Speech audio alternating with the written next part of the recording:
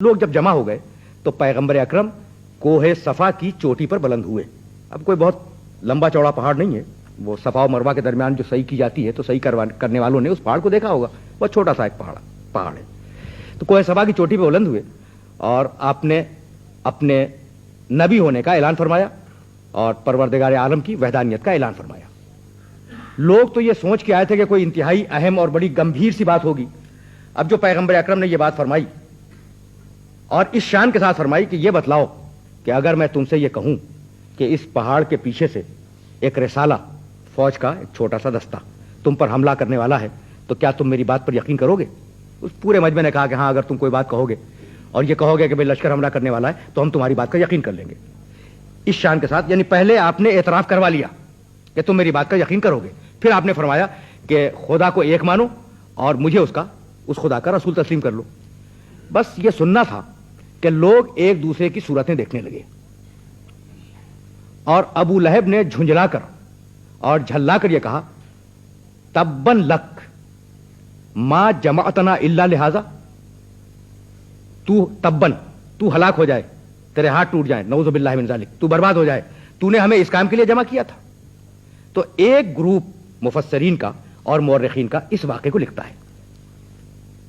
دوسرے گروپ نے یہ لکھا کہ جس میں امام فخر الدین رازی بھی شامل ہیں اور دوسرے مفسرین بھی شامل ہیں, طنطاوی جوہری جیسے مشہور و معروف مفسرین شامل ہیں. انہوں نے لکھا کہ جب یہ ذوالعشیرہ کی آیت نازل ہوئی اور پیغمبر اکرم نے ذوالعشیرہ کی دعوت کے بعد کھڑے ہو کر تقریر فرمائی, مختصر ترین خطبہ دیا, اور لوگ جب جانے لگے تو ابو لہب نے مڑ کے یہ کہا تھا کہ تبن لک, تجھ پر وائے ہو, تو نعوذ باللہ برباد ہو جائے, تو تباہ ہو جائے, تو ہلاک ہو جائے, تو نے اس کام کے لیے ہمیں جمع کیا تھا. تو دو واقعے ملتے ہیں تفسیروں میں اس سورہ مبارکہ کے شان نزول کے سلسلے میں. لیکن اگر آپ ملاحظہ فرمائیں گے تو آپ کو یہ اندازہ ہوگا کہ تاریخ نے اور سیرت کی کتابوں نے مختلف مقامات پر ابو لہب کے اس جملے کو محفوظ کیا ہے. فقط کوہ صفا کا واقعہ یا ذوالعشیرہ کا واقعہ نہیں, اور مختلف مقامات پر ابو لہب نے بار بار لفظ تب کا استعمال کیا, لفظ تب پیغمبر اکرم کے لیے کہ تو نعوذ باللہ ہلاک ہو جائے, تباہ ہو جائے, تیرے ہاتھ ٹوٹ جائے, تو ناکارہ ہو جائے کہ یہ باتیں ہم سے نہ کر سکے. ان جملوں کو پیغمبر اکرم سنتے رہے, یعنی فقط وہ واقع نہیں, اور بھی واقعات ہیں تاریخ کے اندر, ان جملوں کو سنتے رہے, اور پیغمبر اکرم نے کسی رد عمل کا کوئی مظاہرہ نہیں فرمایا. پیغمبر اکرم کی تسلی کے لیے اور اس کی زبان بند کرنے کے لیے پروردگار عالم نے اس سورہ کو نازل فرمایا. یہ ہے اس کی بیک گراؤنڈ اور اس کا پس منظر, شان نزول. ذرا ذہن میں باتوں کو محفوظ کرتے چلے جائیں. اور اس شان کے ساتھ یہ سورہ مبارکہ نازل ہوا کہ نام لیا تبت یدا ابی لہب و تب, ابو لہب کہ دونوں ہاتھ ٹوٹ جائیں اور ابو لہب ہلاک ہو جائے, یا ابو لہب ہلاک ہو گیا. دونوں ترجمے اس لفظ تب کے ممکن ہیں, اس لیے دونوں ترجمے عرض کر رہا ہوں. ابو لہب کنیت ہے, نام نہیں ہے. اس کا نام تھا عبد العزیٰ ابن عبد المطلب, اس کی کنیت ہے ابو لہب. لہب کے معنی شعلہ اور ابو لہب کے معنی شعلے والا. تو لکھا ہے مفسرین نے اور علماء لغت نے کہ یہ کنیت اس لیے رکھی گئی تھی کہ اس کے رخسارے سرخ تھے, اس لیے رخساروں کی مناسبت سے اسے ابو لہب پکارا گیا. لیکن اگر آپ توجہ فرمائیں گے تو آپ کو یہ اندازہ ہوگا کہ قرآن ایک عالمگیر کتاب ہے, قرآن ایک آفاقی کتاب ہے. اور عجیب و غریب بات یہ ہے کہ پیغمبر اکرم کے موافقین اور مخالفین جو ان کے عہد میں پائے جاتے تھے, ان میں سے سوائے دو کے کسی کا نام قرآن نے نہیں لیا. مخالفین میں ابو لہب کا نام لیا سورہ لہب میں, اور موافقین میں حضرت زید ابن حارثہ رضی اللہ تعالیٰ عنہ کا نام لیا سورہ احزاب کے اندر. اس کے علاوہ نام نہیں ہے قرآن مجید میں. کیوں؟ اس لیے کہ قرآن مجید کا اصول یہ ہے کہ آیت کسی بھی شخص کے لیے نازل ہو, بھئی کتاب آفاقی ہے, کتاب عالمگیر کتاب ہے, اسے ٹائم اور اسپیس کے اوپر محیط ہو جانا ہے. قرآن مجید کو زمان و مکان کے اوپر محیط ہو جانا ہے. تو اب یہ جو نجی قصے اور ذاتی قصے آ رہے ہیں, اگر یہ اپنے ہی عہد تک کے لیے ہوں تو اس عالمگیر کتاب میں کیوں رکھے گئے جو قیامت تک رہنے والی ہے؟ تو ہر آیت کے لیے اصول یہ ہے کہ اگرچہ وہ کسی خاص قصے میں نازل ہوئی ہو, لیکن جہاں تک وہ صفتیں جائیں وہاں تک اس آیت کی رینج بھی جائے. تو چونکہ ابو لہب کا مفہوم ہے شعلے والا, غیظ و غضب کی کیفیت رکھنے والا, ہر بات پر بگڑ اٹھنے والا, تو اب جہاں تک یہ مزاج جائے اور دشمنی رسول جائے, اس سورے کا رینج بھی وہاں تک جائے گا. یہ ہے اصول. کہ اب یہ سورہ فقط ابو لہب پہ نہیں رکے گا، جہاں تک بھی بو لہبیت جائے وہاں تک اس سورے کی حدیں بھی جائیں گی۔ اچھا، تو پروردگار عالم نے یہ نام کیوں استعمال کیا؟ نام نہیں استعمال کیا، عبد العزیٰ نہیں کہا، ابو لہب کہا، صرف اس لیے کہ وہ صفت رہے اور صفتیں منطبق ہوتی رہے قیامت تک۔ مستشرقین یورپ نے جو اسلام دشمنی کے نام پر تحقیق کے فریضے کو انجام دیتے ہیں، انہوں نے یہ لکھا کہ یہ ابو لہب کا نام لے کر اسے برا کہنا، یہ نعوذ باللہ من ذالک رسول کی منتقمانہ ذہنیت کو بتلاتا ہے کہ انہوں نے نعوذ باللہ انتقام لے لیا۔ لیکن عزیزان محترم، یہ جو تحقیق کے نام پر اسلام دشمنی کی جاتی ہے، اب ظاہر ہے کہ ہمارا یہ موضوع نہیں ہے، کبھی ہم اس کے اوپر آپ کی خدمت میں اس موضوع پہ گفتگو کریں گے، تو حقیقت میں یہ تحقیق نہیں ہے۔ ابھی میں نے آپ کی خدمت میں عرض کیا کہ مخالفین میں سے کل ایک شخص کا نام ہے قرآن مجید میں، یعنی اس کو پرسنیفائی کیا، اسے مشخص کیا ایک شخص کو، ابو لہب کو۔ بھائی اس سے بڑا مخالف بھی تو موجود تھا نا، ابو جہل، عاص ابن وائل سہمی، مغیرہ، اور بہت سے لوگ تھے انتہائی، آپ کو عرب سرداروں کے نام مل جائیں گے تاریخوں میں، جو انتہائی شدید دشمنی رکھتے تھے پیغمبر اکرم سے۔ تو کیوں نہیں آیا قرآن مجید میں ان کا نام؟ یہ فقط ابو لہب کو کیوں منتخب کیا گیا؟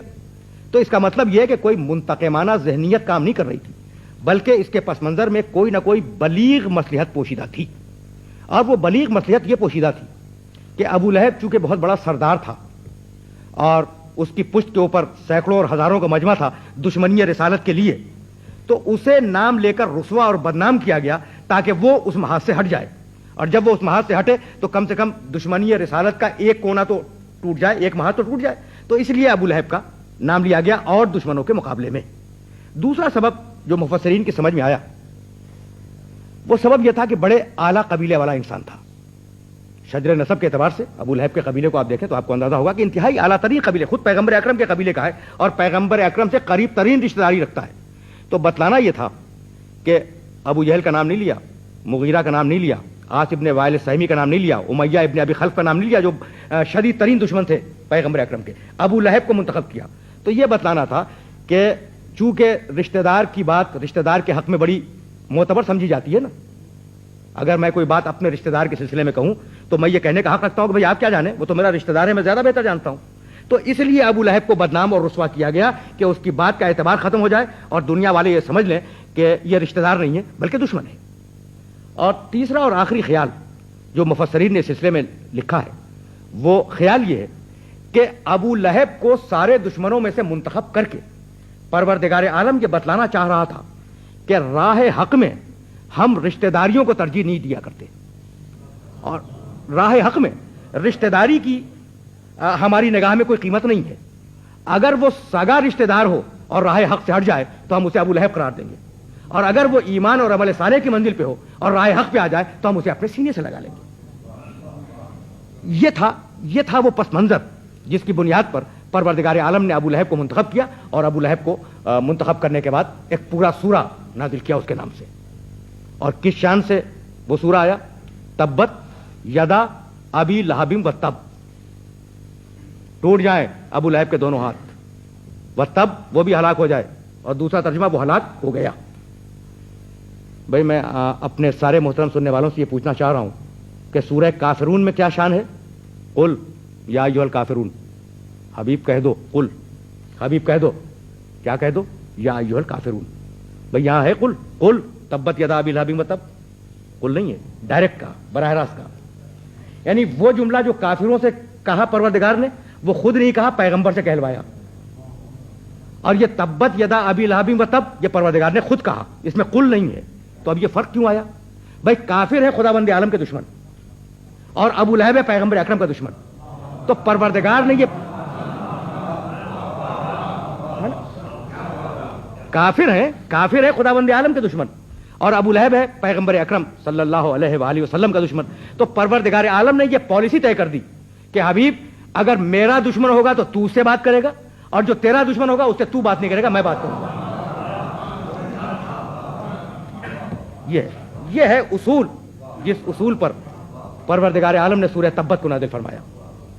اب دیکھیں کہ کس شان کے ساتھ یہ جملے آگے بڑھیں اور کس بلاغت کے ساتھ اعلان جنگ بھی کیا، اور جنگ کے اعلان کے بعد نتیجے کا بھی اعلان کر دیا۔ تبت یدا ابی لہب، ٹوٹ جائیں ابو لہب کے دونوں ہاتھ۔ یہ تو بددعائیہ جملہ ہے نا، و تب، اور وہ ہلاک ہو گیا۔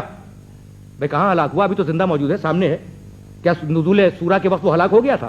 ہلاک نہیں ہوا تھا. تو پہلے ٹکڑے میں اعلان جنگ ہے کہ ٹوٹ جائیں ابو لہب کے دونوں ہاتھ. وہ ہمارے حبیب کو کہتا ہے تو جواب میں ہم اسے کہتے ہیں، اور وہ تو فقط کوسنے دے کر رک گیا. ہم جو کہیں گے وہ امر ہوگا نا، تو وہ جو امر ہوگا وہ ہر حال میں پورا ہو کے رہے گا. تب وہ ہلاک ہو گیا، یعنی ہم نے اس کی تقدیر میں اور اس کی سرنوشت میں ہلاکت لکھ دی. اس کے دونوں ہاتھ ٹوٹ جائیں. بھئی یہ کون ہے؟ ابو لہب بڑے قبیلے والا ہے، یہ بات طے ہے، اور سردار بھی ہے، یہ بھی طے ہے اپنی جگہ پر. تو دو طاقتیں اپنے پاس رکھتا ہے نا، ایک قبیلے کی طاقت رکھتا ہے اور ایک سرداری کی طاقت رکھتا ہے، اور پھر یہ ہمارے حبیب کے مقابلے پہ آ رہا ہے. تو جب تو صحیح کہ اس کی دونوں طاقتوں کو ہم توڑ دیں. قبیلے کی طاقت بھی ٹوٹے گی، سرداری کی طاقت بھی ٹوٹے گی. ما اغنا انہو مالہ وما کسب، نہ اس کا مال اس کے کوئی کام آئے گا اور نہ اس کی کمائی یعنی اولاد اس کے کام آئے گی. توجہات مبذول رہیں. ما اغنا انہو مالہ وما کسب، نہ اس کا مال اس کے کام آئے گا اور نہ اس نے جو کمایا ہے، جو دولت کمائی ہے یا جو اولاد ہے اس کی، وہ اس کے کام نہیں آئے گی. بھائی میں پوچھنا یہ چاہ رہا ہوں اپنے سارے محترم سننے والوں سے کہ یہ جو جلال کی کیفیت ہے کہ تبت یدا ابی لہب و تب، ابو لہب کے دونوں ہاتھ ٹوٹ جائیں، بھائی تاریخ اسلام سے اور سیرت کی کتابوں سے کبھی آپ نے پوچھا کہ ابو لہب کا وہ کریکٹر کیا تھا جس پر پروردگار عالم کو اتنا جلال آ گیا؟ کیا کل یہ دو واقعے، کوہ صفا کا ایک واقعہ اور ذوالعشیرہ کا دوسرا واقعہ، ان دو واقعوں پہ اتنا جلال آیا؟ یا دو چار جگہوں پہ اس نے اور کہہ دیا کہ تبا لکا، نعوذ باللہ تو ہلاک ہو جائے، تو کیا اس پہ جلال آیا؟ نہیں. سیرت کی کتابوں میں ایک واقعہ ہے، اور اگر آپ اس واقعے کو ذہن نشین فرمائیں گے تو یہ آیت بہت کھل کے سامنے آ جائے گی. سیرت نگاروں نے لکھا کہ پیغمبر اکرم صلی اللہ علیہ وآلہ وسلم کا یہ دستور تھا کہ آپ جب موسم حج میں مجمع خانہ کعبہ کے چاروں طرف جمع ہو جایا کرتا تھا تو تبلیغ کے لیے تشریف لے جاتے تھے. دیکھیے حج جاہلیت میں بھی تھا، ان کے اپنے طریقے تھے، ان کی اپنی رسمیں تھیں، ان کے اپنے روایات تھے، لیکن وہ ایک موسم حج میں اجتماع کیا کرتے تھے اور حج کرتے تھے اپنے طریقے سے. چونکہ ایک بہت بڑا اجتماع ہوتا تھا، پیغمبر اکرم اس اجتماع کو استعمال فرماتے تھے تاکہ ان کا پیغام پوری دنیا میں پھیل جائے. ان حج پہ آنے والوں کے ذریعے تشریف لے جاتے تھے، عکاس کے میلے میں تشریف لے جاتے تھے، گلی کوچوں میں اعلان توحید فرماتے رہتے تھے. لکھا ہے سیرت نگاروں نے کہ ادھر پیغمبر اکرم کی ایک سیرت تھی مستقل کہ وہ گلیوں میں اور کوچوں میں جا کے تبلیغ کریں اور حاجیوں کے پاس جائیں، ان کے سامنے اعلان توحید کریں. اور دوسری طرف ایک طریقہ تھا ابو لہب کا کہ وہ دو جھولیاں لے کر ان میں پتھر بھر لیا کرتا تھا اور انہیں اپنے دونوں کندھوں سے لٹکا لیتا تھا اور دونوں ہاتھوں سے پتھر نکال کر پیغمبر اکرم کی پنڈلیوں کو مارتا تھا. یہ تاریخ ہے بھائی، عجیب و غریب بات ہے. یہاں تک کہ پیغمبر اکرم کی ساقھائے مبارک زخمی ہو جایا کرتی تھیں. اب تو بات کچھ کھل کے سامنے آئی نا کہ دونوں ہاتھ دشمنی رسالت میں انوالو ہوئے، دونوں ہاتھوں سے اس نے پتھر پھینکے اور دونوں ہاتھوں سے پیغمبر اکرم کی ساقھائے مبارک کو زخمی کیا.